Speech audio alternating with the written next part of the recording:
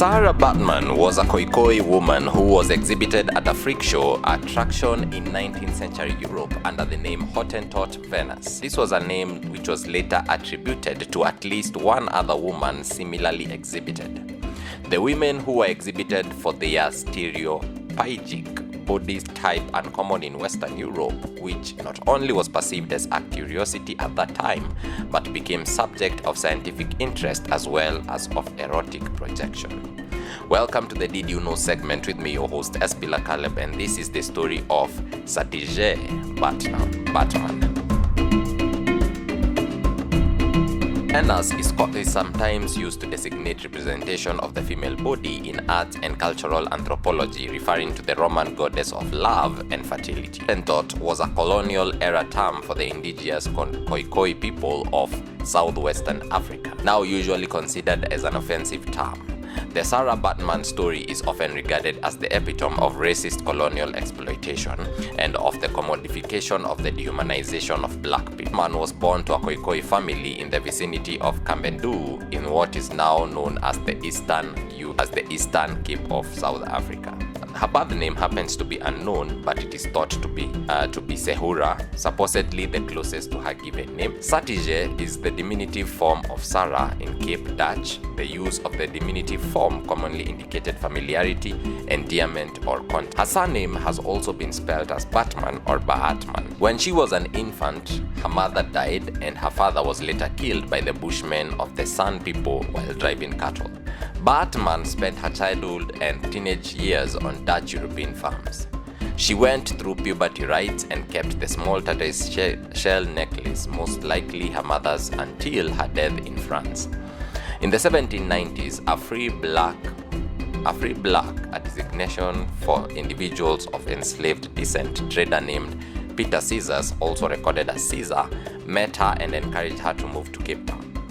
Records do not show whether she was made to leave, or went willingly, or was sent by her family to the Caesars. She lived in Cape Town for at least 2 years, working in households as a washerwoman and a nursemaid, first for the Peter Caesars, then in the house of a Dutchman in Cape Town. She finally moved to be a wet nurse in the household of Peter Caesar's brother, Hendrik Caesars, outside the Cape Town in which is present-day Woodstock.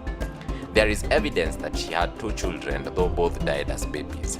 She had a relationship with a poor Dutch soldier, Hendrik van Jong, who lived in Hot Bay near Cape Town, but the relationship ended when his regiment left the Cape. Hendrik Caesars began to show at the city hospital in exchange for cash, where surgeon Alexander Dunlop worked.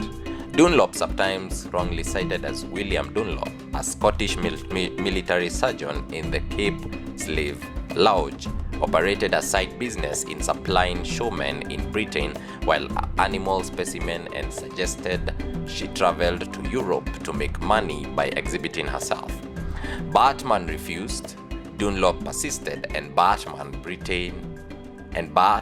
said she would not go unless Hendrik Caesars came too. He also refused, but he finally agreed in 1810 to go to Britain to make money by putting Baartman on the stage. The party left for London in 1810. It is unknown whether Baartman went willingly or was forced. Dunlop was the front man and conspirator behind the plan to exhibit Baartman. According to a British legal report of 26 November 1810, an affidavit was supplied to the Court of King's Bench from a Mr. Bullock of Liverpool Museum, which stated, some months since a Mr. Alexander Dunlop, who he believed was a surgeon in the army, came to him to sell the skin of a camelopard, which he had brought from the Cape of Good Hope.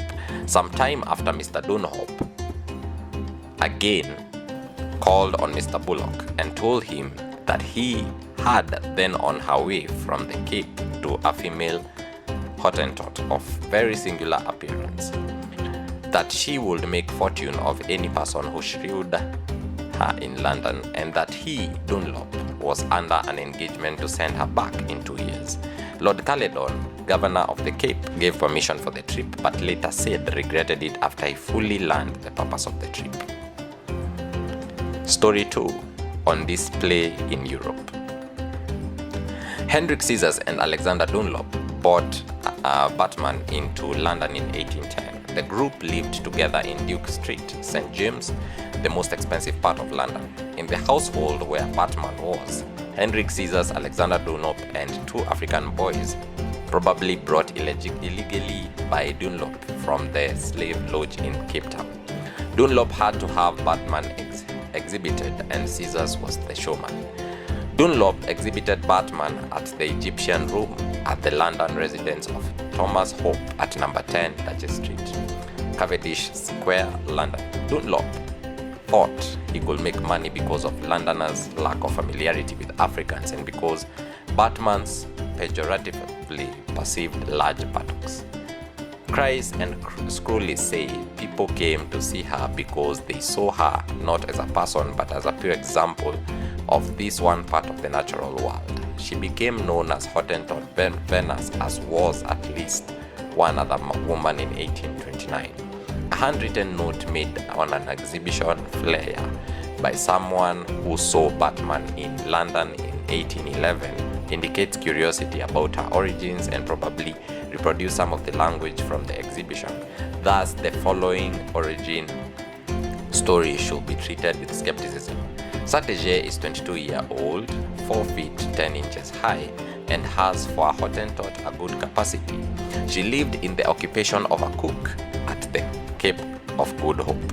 Her country is situated not less than 600 miles from Cape, the inhabitants of which are rich in cattle and sell them by butter for the mere trifle. A bottle of brandy or small roll of tobacco will purchase several sheep. Their principal trade is cattle, skin, and tallow. Beyond this nation is another which of the small stature, very subtle and fierce. The Dutch could not bring them under subjection and shot them whenever they found them. This is 9th January 1811.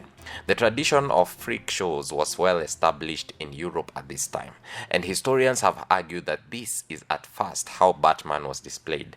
Baartman never allowed herself to be exhibited nude, and an account of her appearance in London in 1810 makes it clear that she was wearing a garment, albeit a tight-fitting one.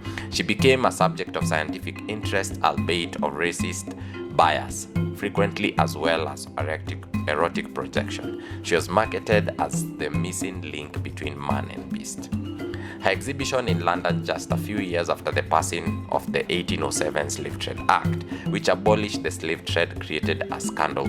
A British abolitionist society, the African Association, conducted a newspaper campaign for her release. The British abolitionist Zachary Macaulay led the protest, with Hendrik Caesars protesting in response that Baartman was entitled to earn her living, stating, "Has she not as good a right to exhibit herself as an Irish giant or a dwarf?" Caesars was comparing Baartman to the contemporary Irish giants Charles Bryan and Patrick Cotter O'Brien. Macaulay, the African Association, took the matter to the court, and on 24th November 1810, at the King's Court bench, the Attorney General began the attempt to give her liberty to say whether she was exhibited by her own consent. In support, he proceeded 2 affidavits in which was done in the court. The first, from William Bullock of Liverpool Museum, was intended to show that Baartman had been brought by individuals from Britain who referred to her as their property. The second, Secretary of the African Association, described the degrading conditions under which she was exhibited and also gave evidence of coercion. Baartman was then questioned before an attorney in Dutch, in which she was fluent via interpreters. Historians have subsequently started doubts on the veracity of and the independence of the statement that Baartman then made. She stated that she, in fact, was not under restraint, had not been sexually abused, and had come to London on her own free will. She also did not wish to return to her home and understood perfectly that she was guaranteed half of the profits. This case was therefore dismissed. She was questioned for 3 hours. The statements directly contradict accounts of her exhibition made by Zachary Macaulay of the African Institution and other eyewitnesses. A witness contract was produced, which is considered by most modern commentators to be a legal subterfuge. A legal subterfuge.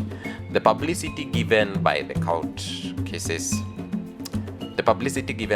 cases increased Baartman's popularity as an exhibit. She later toured other parts of England and was exhibited at a fair in Limerick, Ireland in 1812. She also was exhibited at a fair at Bury St Edmunds in Suffolk. On 1st December 1811, Baartman was baptized at Manchester Cathedral, and there is evidence that she got married on the same day. Story 3. The later life. A man called Henry Taylor took Baartman to France around September 1814. Taylor then sold her to a man sometimes reported to as an animal trainer called S. Rews, but whose name was actually Jean Rews and belonged to a ballet master who had been deported from the Cape Colony for seditious behavior. Rews exhibited her under more pressured conditions for 15 months at the Palais Royal in Paris. In France, she was in effect enslaved. In Paris, her exhibition became more clearly entangled with scientific racism. French scientists were curious about whether she had elongated labia, which earlier naturalists such as Francois Levaillant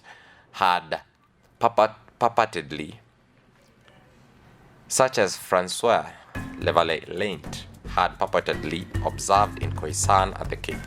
French naturalists, among them Jorge Cuvier, head keeper of the Menagerie at the Muséum National d'Histoire Naturelle and founder of the discipline of the comparative anatomy, visited her. She was the subject of several scientific paintings at the Jardin du Roi, where she was examined in March 1815 as naturalist Etienne Geoffroy Saint Hilaire and Frédéric Cuvier, a younger brother of Jorge, reported.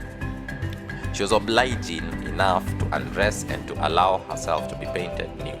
This was not true, although by his standards she appeared to be naked. She wore a small apron-like garment which concealed her genitalia throughout these sessions, in accordance with her own cultural norms of modesty. She steadfastly refused to remove these even when offered money by one of the attending scientists. She was brought out as an exhibit to wealthy parties and private saloons. In Paris, Baartman's promoters did not need to concern themselves with slavery changes.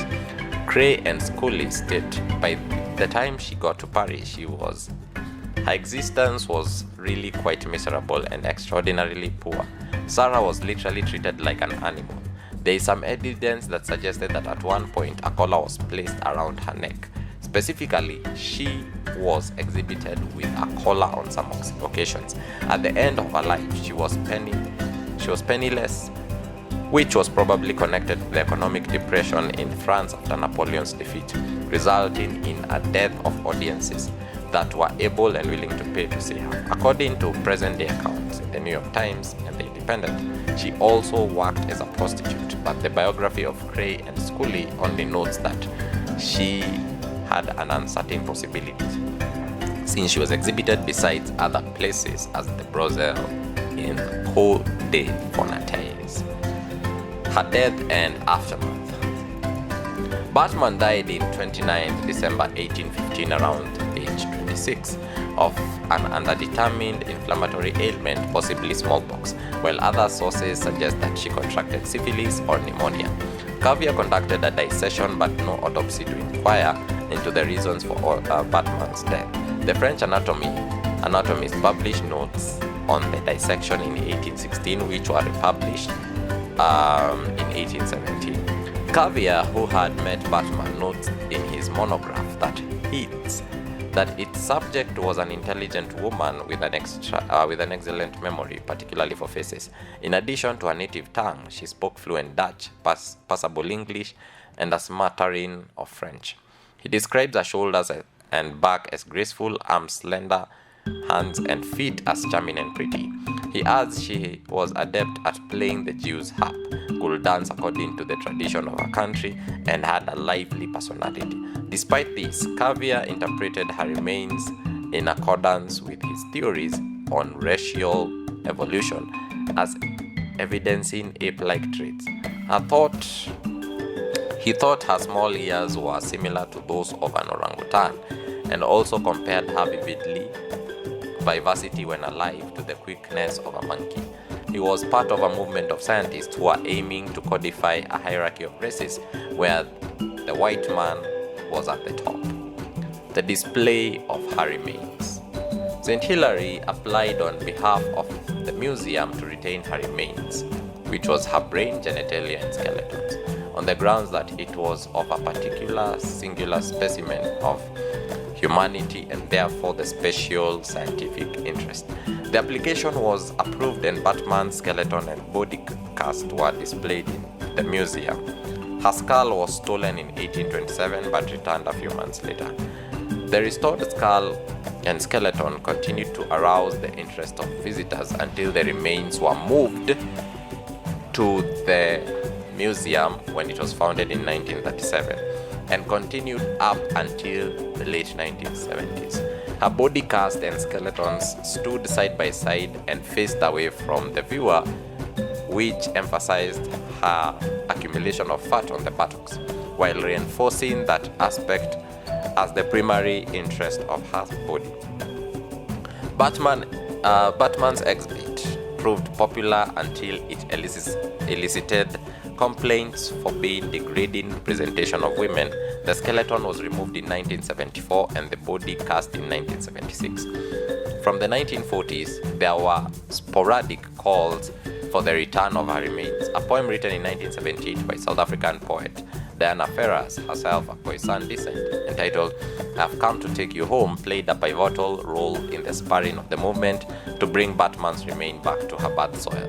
The case gained worldwide prominence only after American paleontologist Stephen Jay Gould wrote The Mismeasure of Man in the 1980s. Mansell Upman, who was a researcher and a jurist specializing in the social colonial South African history, also helped spur the movement to bring Baartman's remains back to the South Africa.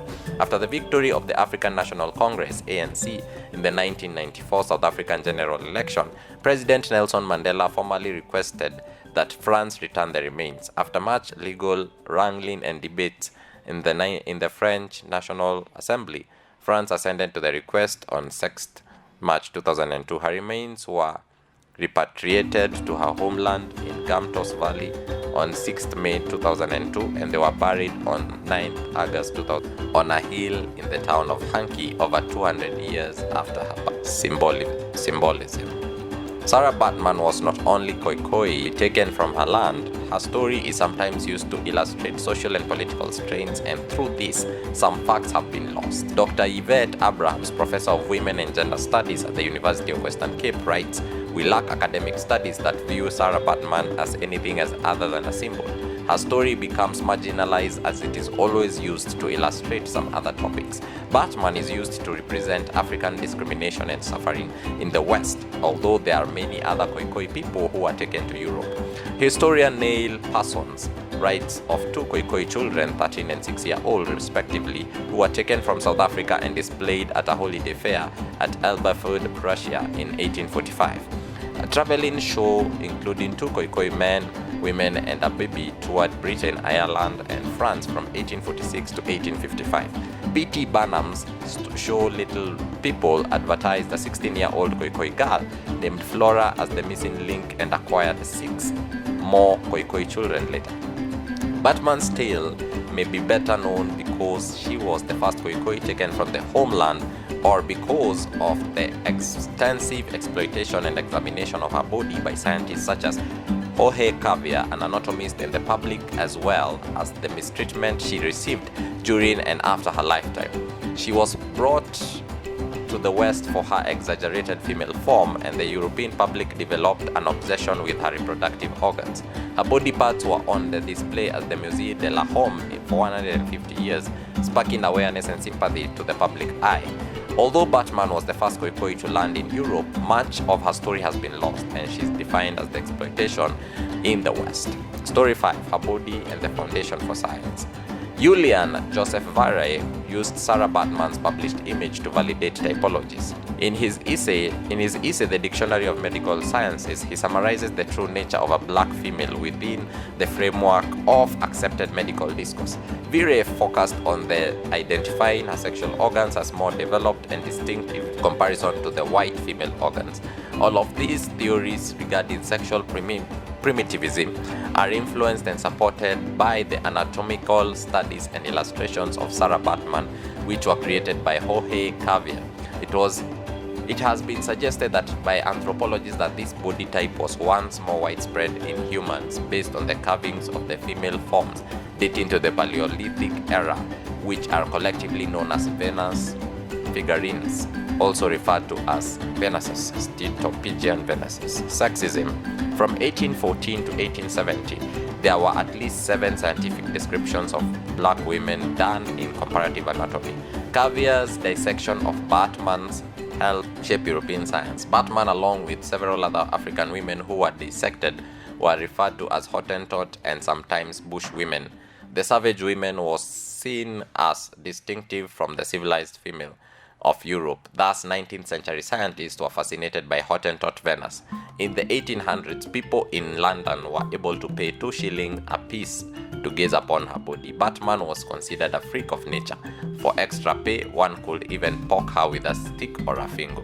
Okay. For this and more, stay tuned for part 2 of the story of Sarah Baartman. This and every Wednesday with me, S. Caleb. See you next time.